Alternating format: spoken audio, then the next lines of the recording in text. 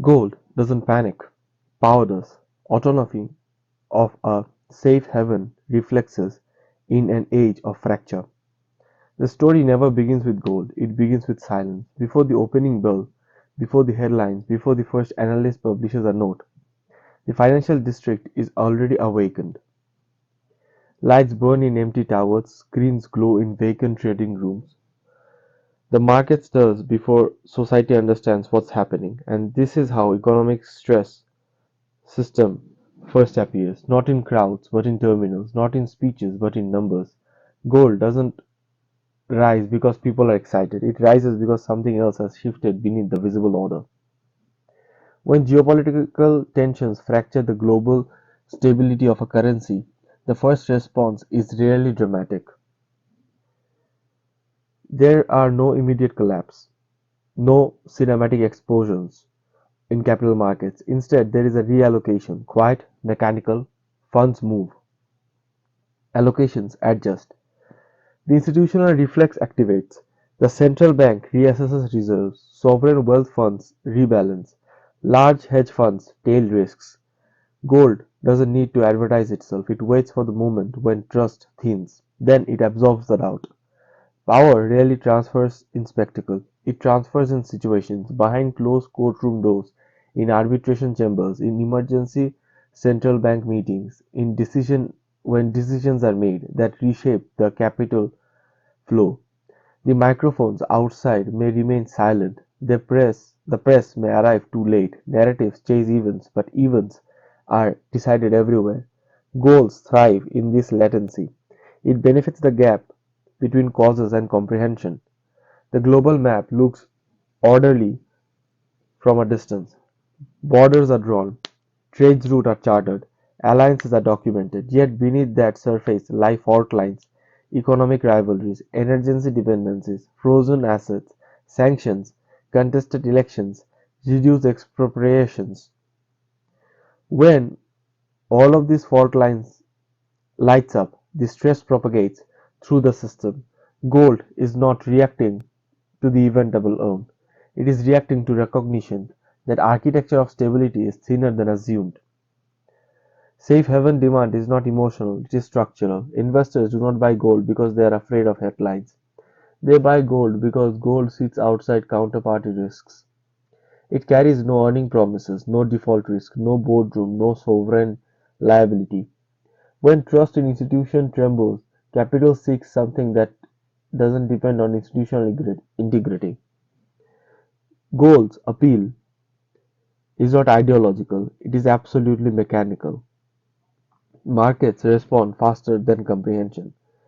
Tickers spike, futures climb, ETFs register inflows. The speed of reaction outpaces the narrative being formed. Analysts explain after the fact, strategies build frameworks, economists debate causality, but the trade has already occurred. Goal search is not a prediction, it is a recalibration. There is always an illusion of calm after the first surge. Charts flatten, volatility compresses, commentators speak of stabilization, yet beneath the surface positioning has changed, capital has moved, risk has been repriced. The skyline may appear steady, but storm clouds gather beyond the horizon. The delay between cause and consequences is the most dangerous interval in finance.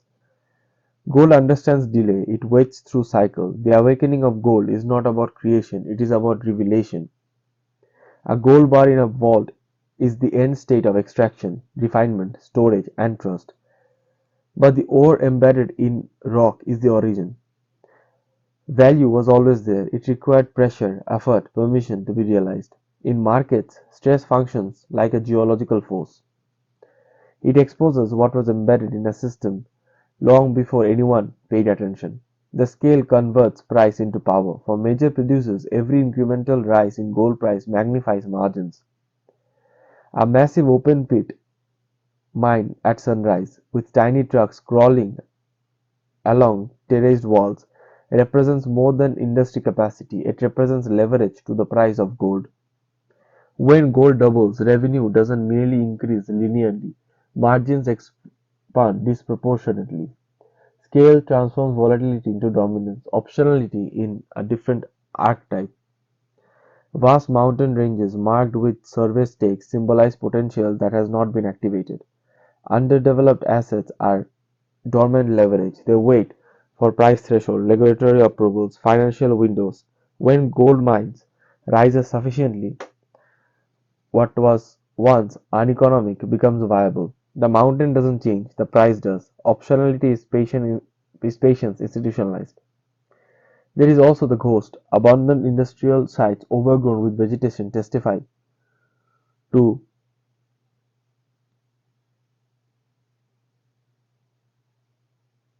expropriations, political shifts, and failed projects.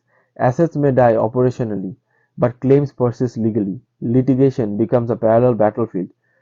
Legal documents stacked beside gold bars illustrate a harsher truth. Law is delayed force. Arbitration averts enforcement actions, asset seizures. These are mechanics through which past value attempts to resurrect itself in new form. Capital flow itself is silent warfare. Shipping lanes, blowing on dark global map, reveal how trade networks function as arteries of power.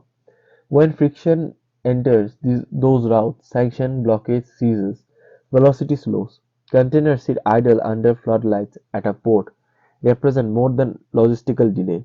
They represent constrained liquidity, disrupted cash cycles, deferred revenue. Friction kills velocity. Gold thrives when velocity slows. The illusion of calm often follows volatility.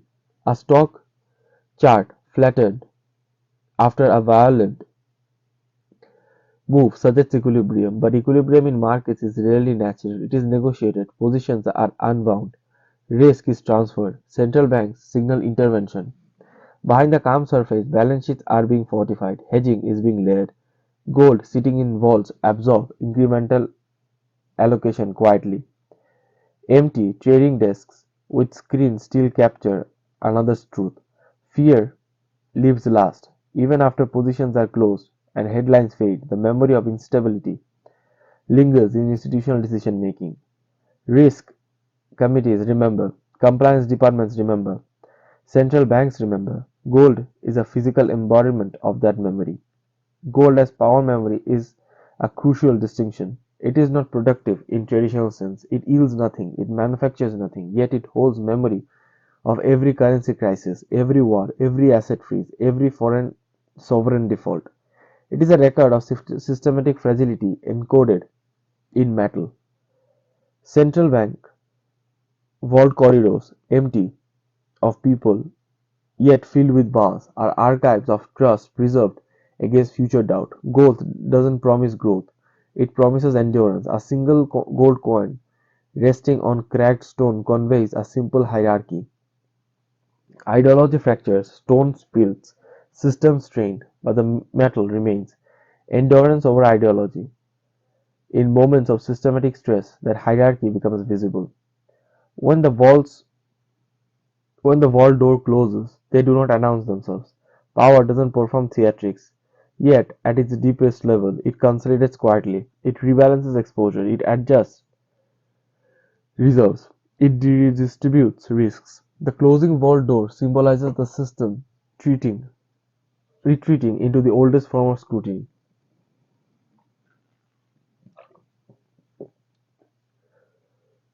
The fade to black with a faint metallic reflection is not is not an ending. It is a return to waiting mode. Gold doesn't require constant attention. It waits through expansions, contractions. It sleeps in bull markets. It awakens. It fractures. Its cycle is tied not to growth but to doubt. In an age of geopolitical tension, asset freeze, currency weaponization, and accelerating technological competition, gold's relevance is not nostalgic, it is structural. The freezing of sovereign assets is in one region reverberates across central banks globally. Nations observe, nations observe, adjust reserves. Trust becomes conditional, gold becomes insurance against the politicization of currency. The interplay between monetary policy and gold further deepens its significance. When interest rates fall, the opportunity cost of holding gold declines. When central banks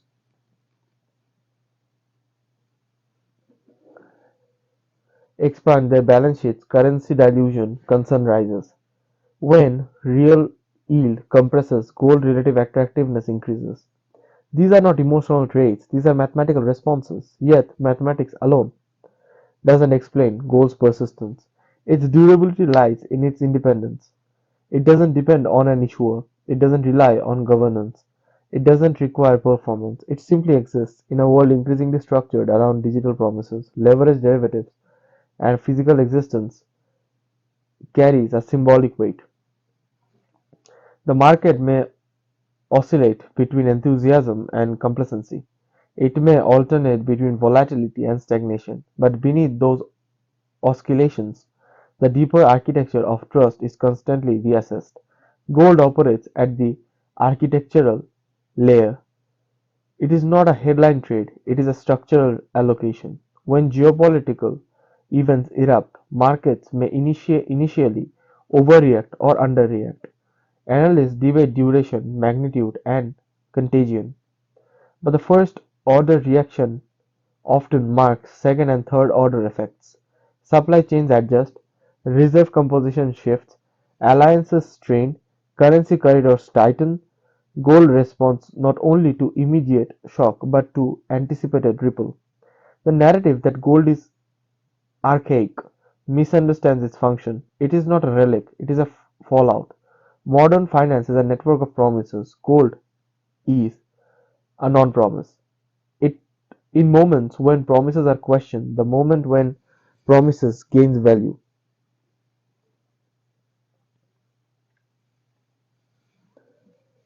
Thus, the awakening of gold is not dramatic, it is procedural, triggered by recalculation, it is sustained by memory, it is reinforced by institutional behavior, it fades when confidence is abandoned and resurfaces when confidence is chaos.